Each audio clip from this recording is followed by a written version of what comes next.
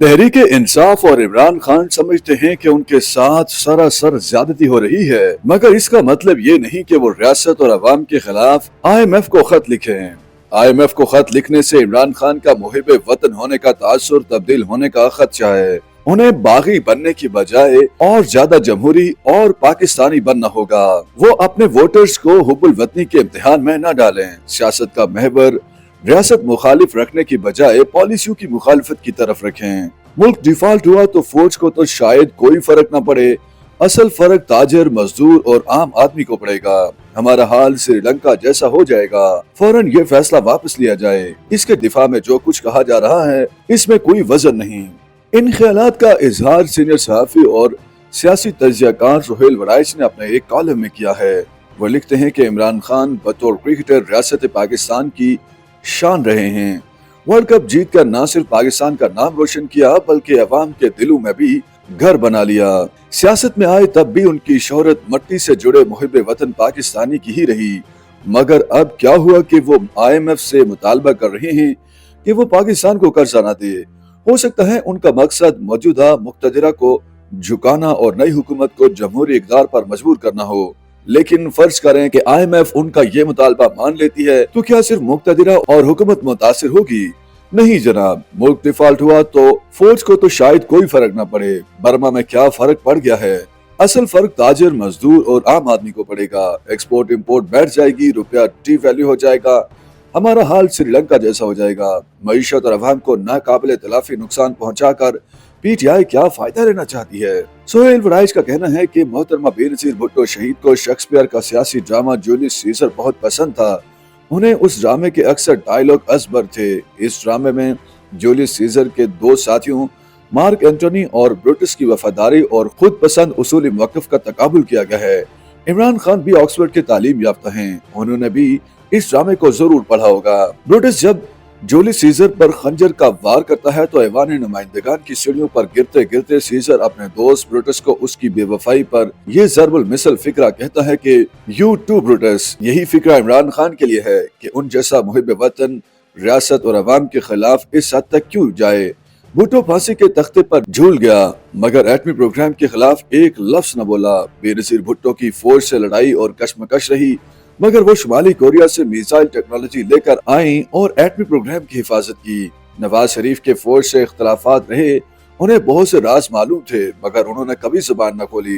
इमरान खान के साथ सरासर ज्यादती हो रही है मगर इसका मतलब ये नहीं कि वो रियासत और अवाम के खिलाफ IMF को खत लिख डालें। तहरीक इंसाफ वाले कह सकते हैं कि रियासत जो कुछ इमरान खान के साथ कर रही है उसका जवाब देना जरूरी है और हो सकता है कि IMF को खत लिखने से रियासती जबर का रास्ता रुक जाए। सुहेल वड़ाइच कहते हैं कि रियासत जुल्म भी ढाए, जबर भी करे, लाकानूनियत भी करे, नाइंसाफी और धांधली भी करे, तब भी बैरूनी दुनिया से मुदाखलत की दरखास्त करना अहले सियासत का शेवा नहीं होता।